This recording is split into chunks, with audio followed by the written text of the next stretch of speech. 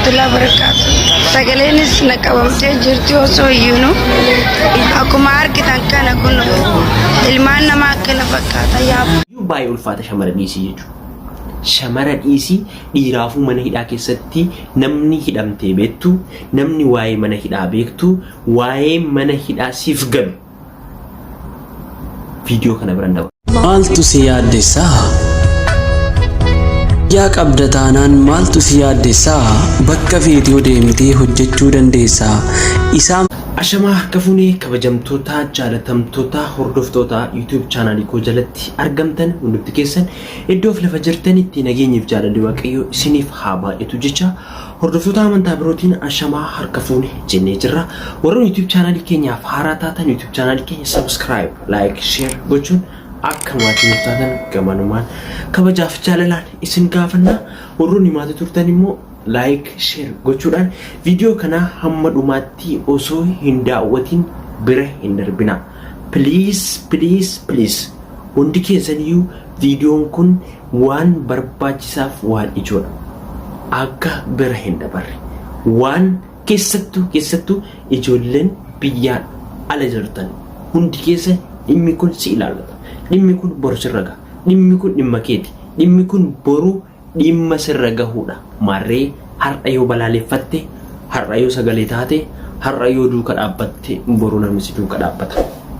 Kanaaf viidiyoo kana share gochuudhaan sagalee ta'aafi. Akkuma beekamu obboleewwan keenya biyya bahanii biyya ormaatti jireenya ofii fooyyeffachuuf jedhanii biyya ormaatti baqatanii jireenyi biyya ormaa yeroo takka hin taati yeroo tokko hin taatu. Jireenya fooyyeffannaaf erga biyyaa bahanii seera qabeessaanis ta'ee seeraan alas deemanii kan hidhamanii mana hidhaa keessatti gubachaa jiran miileenaraan jiru. Obboleewwan keenyaaf yoo nuti sagalee hin taane, obboleewwan keenyaaf yoo nuti hin dubbanne eenyutu dubbataaf? Tokkoon keenya maybe maal gochuu karaa seera alaa deemanii jechuu dandeenya. Ka seera qabeessaanis deemee jireenya itti hammaattee seera dhabeessa ta'e hedduun ni jira. Jireenyi biyya ormaa akka manaa dhaaman gabaan hin bittuu jedha Oromoon. Akka manaa yaadanii bahan ta'uu fi baachuu danda'a. Akka manaa dhaaman sanatti nama gaarii mana gaarii argachuu baachuu danda'an amma raceen qaban, advaanteejii qaban, advaanteejii dhabanii filannoo isaanii godhanii mana seeraatii bahanii alarra hojjechuuf filannoo taasisuu danda'an. Garuu namni ni yaada jireenya ni fooyyeffadha jedhee gaafa walii gadi qaatu seera harka bu'ee seeraan qabame mana hidhaa seena. Gaafa mana hidhaa keessa seenu wanti mana hidhaa keessa jiru maalidha yoo jenne hedduun keenya beekuu baachuu dandeenya. Mee viidiyoo tokko isin daawwachiisee walitti deebinaa hamma dhumaatti nafaan tokko. Assalamu alaikum warahmatullahi wabarakatuh. Sagalenis naqabamtee jirti osoo iyyuu akkuma argitan kana kun ilmaan namaa kana fakkaata yaa'u. Sagaleen viidiyoo irratti argitanii obboleewwan keenya dhiira shamara osoo hin jenni mana hidhaa keessa jiran. Haa ta'u malee hidhaan ilma dhiiraatiif iyyuu hin ulfaata. Haa xiqqeessuutii hidhaan mana ilma dhiiraatiif miidiyeemitti yoo qabne dhiiraaf iyyuu baay'ee ulfaata shamara dhiisii jechuudha. Shamara dhiisii dhiiraafuu mana hidhaa keessatti namni hidhamtee beektu, namni waa'ee mana hidhaa beektu, waa'ee mana hidhaa siif galu. Viidiyoo kana biraan dabartu. Viidiyoo kana share gootu malee biraan dabartu. Ni beekta qaba. Dhugaan isiniin jedhaa mana hidhaa jechuun ሲኦልን ገርገር ይንቀብ ከሲኦል የሚለየው ነገር ምንም የለም። እስር ቤት ማለት ለሴት ልጅ አይደለም ለወንድ ልጅ በጣም ከባድና ከባድ ነው። ኢልመ ዲራቲ ፊሚቲ ሸመራፍዩ መንሂዳ ባኤ ኡልፋታ ቪዲዮ ከና ሰባን ናኖን ገንዳን ኦሶልን ቆዴን ሁንዲ ኬሰን ዩ ሼር ጎዳ ijoollee kanneenif sagalee ta'a. Obboleewwan keenya kun gaafa shamara taatu waa baay'eetu isaan barbaachisa. ijoollee daa'imman qabatanii dhiisaatii shamarri guddoon of dandeecha jedhamtuyyuu jireenya ishii keessatti waa baay'ee si barbaachisa. Mana hidhaa san keessatti argatanii yoo jenne gaafiidha. Of kunuunsammoo ijoollee daa'imman kana kunuunsammoo maal ta'ani? Maaliif nuti sagalee ta'uu dadhabneef? Maaliif namni dubbatuuf dhabame? Maaf hin dubbanne isin? Gaafa nabsee isaanii bahe, gaafa isaan du'an dubbanna. Gaafiidha kun anaaf dhugaan siniin jira. Haga anaan baatuyyuu gaafan taa'ee of laalu ofan taansaba. Gaafa shamara taatu waa hedduutu jira. Ji'a keessatti waan ishii mudatutu jira. Dhibamuu dandeessi. Daa'imni akkasi waa baay'eetu isaan barbaachisa. Ijoollee shamarraniin beektan isinitti himu. Mana hidhaa keessa teechanii dhiisaatii bakka hojiiyyuu teechanii hagam haga rakkattan ni beektan. So maaf sagaleen taane boru sirraa yoo eedda ka achitti argitee boru asitti mul'achuu danda'a. Maybe mana hidhaa arguu baachuu dandeessan. Mana hidhaatti hidhantanii arguu baachuu dandeessan isinitti faradu. Garuu ani haa xiqqaasu haa guddatus argee hin jira. Rakkoo mana hidhaa keessa jiru.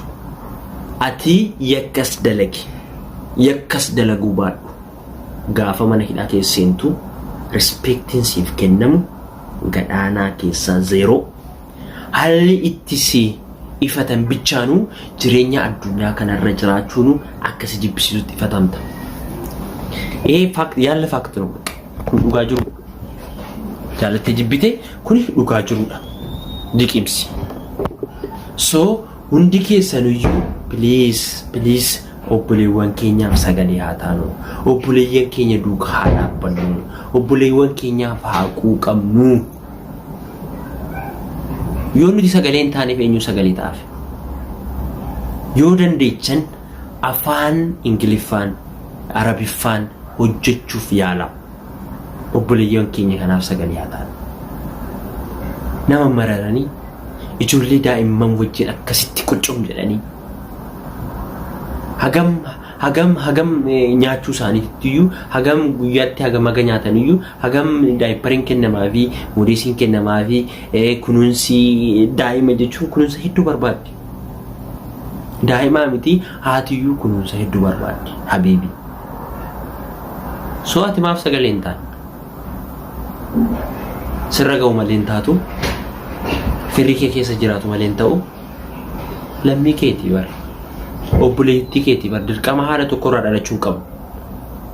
Dirqama naannoo tokko ta'uu hin qabnu. Dirqama warra tokko ta'uu hin qabdu. Dirqama beekuu hin qabdu. Rakkoon isaanii rakkoo keenya jennee gaafa walii quuqamne. Rakkoon akkanaa kun lammata akka biyya keenyarras lammii keenyarras hin geenye taasisuu dandeenya. Garuu nuti yoo walirratti ilaalle eenyutu nuuf hubatare? Isaanoo afaan keenya beekanii jedhanii afaan isaaniitti afaan keenyaanii nutti dubbachaa jiran. Isin qabnaa isin sagalee nu ta'a jechuu barbaadaniiti ka afaan keetii sitti maara Yoosiif gani. Malee Arabiffaan dubbachuu dadhabaniiti miti.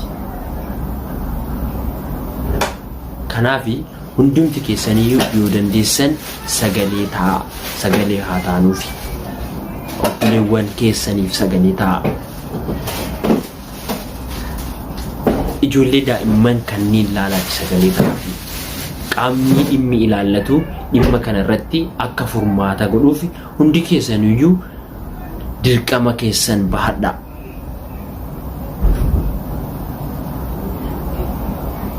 Video kana hamma dhumaatti share godhaa ijoollee hunda biraan gaha. Warroonni YouTube channel kootiif haaraa taatan YouTube channel koo subscribe gochuun hin dagatinaa. Yaadaaf qii qabdan comment jalatti naaf barreessaa. Please media qabdan kamirrattiyyuu video kana share gochuuf yaalii taasisaa isinin jechuun jaaladha. Keessattuu ijoolleen afaan biroo dandeessan Arabiffaan, Ingiliffaan osoo hojjettanii fudhatama qaba.